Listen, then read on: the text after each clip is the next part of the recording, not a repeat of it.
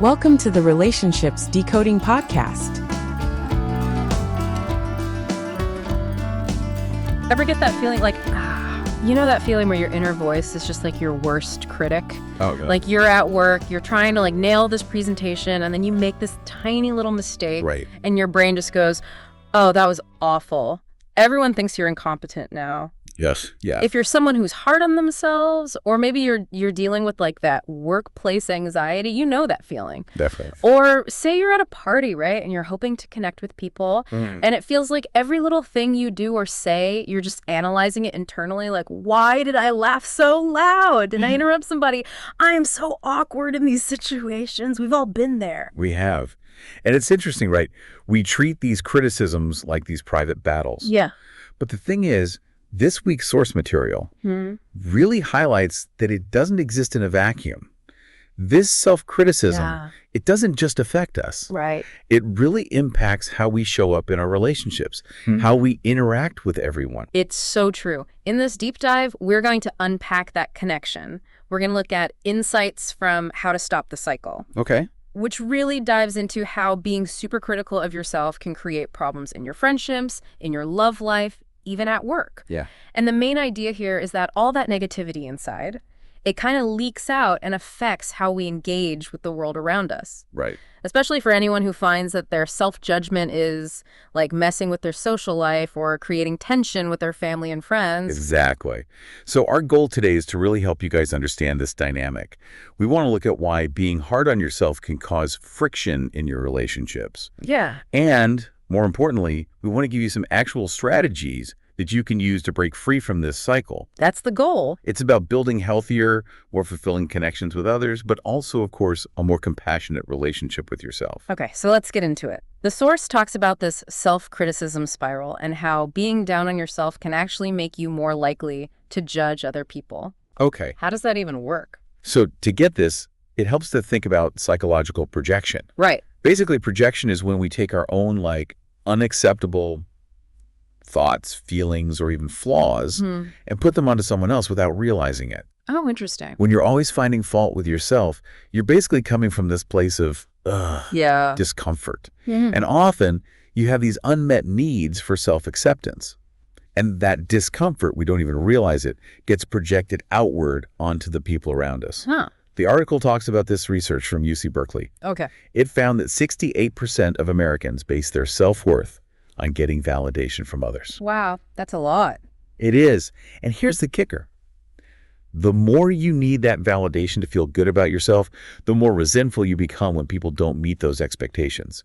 If you're depending on everyone else to make you feel okay, you're going to be way more critical of them when they don't give you that validation or when they seem to be messing up in the same areas that make you insecure. It's almost like you're holding everyone else to this impossible standard. Right. The same one you're holding yourself to. So when you get annoyed at your partner for leaving their shoes in the middle of the floor, Yeah. it's not really about the shoes, is it? Exactly. The source gives some examples that I think a lot of people can relate to, like snapping at someone you love over something small. Right. Or just not really listening when a family member is trying to tell you something. Mm-hmm. It might seem like these reactions are about those specific moments, but a lot of times it's that self-criticism bubbling up and spilling over. Yeah. You might be struggling with feelings of not being good enough in one part of your life. And that unresolved feeling, it gets directed at something else, something that feels safer to be mad at. So it's like our inner critic is on the lookout for something to criticize. Yeah. And if it's already focused on us, it's going to find those flaws in other people too. Exactly. And, we don't usually do this on purpose. It's not like a conscious decision to be mean. Yeah. It's more of a subconscious defense mechanism. Right. Which, unfortunately, ends up hurting our relationships and ourselves in the process. The source talks about Dwayne "The Rock" Johnson, which I thought was such an inspiring example. Oh, yeah. He didn't make it in the NFL. That must have been devastating for him. Yeah. But he didn't let that get to him. You didn't. He could have just wallowed in self-pity and doubt. Right. But he chose to look at it differently. Absolutely. Like he said, I'm not there yet, but I'll keep grinding. Yeah. I love that quote. That's such a growth mindset, the belief that you can learn and grow and succeed. And look at him now, right? Yeah. One of the most successful people in the world. It makes you think, was that just luck? Yeah. Or is there a connection between that shift in his mindset and what he's accomplished? I mean, there are a ton of factors that go into anyone's success. Of course. But it's hard to ignore the power of mindset. The Rock story really shows how choosing to not let self-doubt win, choosing resilience, can change your whole life. It makes you ask, how often are we letting that inner critic sabotage us, sabotage our relationships, when we could be choosing a more positive way to talk to ourselves, like The Rock did? I love that. So we've talked about the problem, being hard on ourselves makes us hard on others. But the good news is the source gives us some steps we can take to change that inner voice. The first one is all about rewriting our mental script. Yeah. What does that mean exactly? So the thing is, our brains are wired to tell stories. Right. And a lot of times, those stories are dramatic and negative. Think about making a small mistake at work or having that awkward moment at a party. Our minds take these little things and blow them way out of proportion. The source uses the example of a bad Tinder date. Okay. The old self-critical script might be something like, that date was a disaster. I am undateable. I'm going to die alone surrounded by cats. I feel personally attacked. Yeah, I think a lot of us have been there. Yeah. It's that all or nothing thinking. Yeah. But rewriting the script means adding some realism and self-compassion to the story. So instead of telling yourself you're a social outcast because you maybe talked a little too much about your favorite hobby, Right. the new script could be, okay, I might got overboard talking about my thing. Next time, I'll try to ask more questions about them. It's about acknowledging what happened without beating yourself up about it. Like that. The source also says to try texting these rewritten scripts to yourself. Yes. That sounds a little weird, but they say there's science behind it. There is. When you write something down, it makes it feel more real. And that can help those new positive thoughts stick. Research actually suggests that actively engaging with your thoughts like this can help rewire your brain over time. It's about stopping those automatic negative thoughts and replacing them with something more balanced, more constructive, and definitely more compassionate. I love that. So it's like instead of being a victim of your inner critic, you're actively fighting back. Yes, exactly. The next step is to create your own Bill of Rights, which sounds pretty awesome. It is. It's about getting clear on what your values are, the things you won't compromise on, what truly matters to you.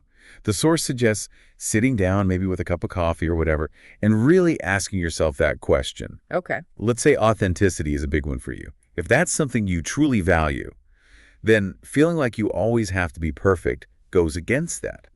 Your Bill of Rights becomes like a set of permissions to honor those values. So it's about setting healthy boundaries for yourself, like rules for how you're going to treat yourself. Exactly. It's giving yourself permission to be human, to have needs, to mess up sometimes without immediately going into a shame spiral. Yeah. For example, the source talks about how instead of always saying, I'm fine when something's bothering you, which I know I do all the time. I do. Your Bill of Rights could say, I have the right to speak up about my needs in a respectful way.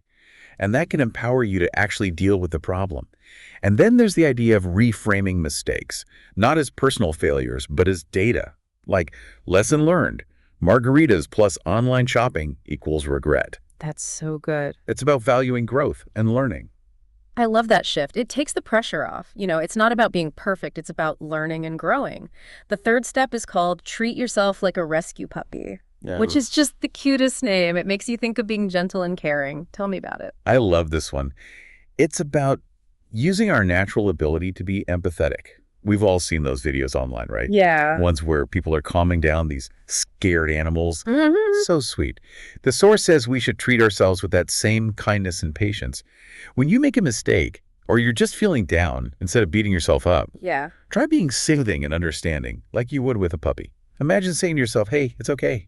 You're doing your best. I feel a little weird at first. I was going to say. But it's surprisingly effective at shutting down that inner critic and bringing in some self-compassion. It's like offering yourself the same love and understanding you would give to your best friend, especially when they're struggling. Exactly. The source even recommends trying some short self-compassion meditations. Like, there are some great ones on Headspace.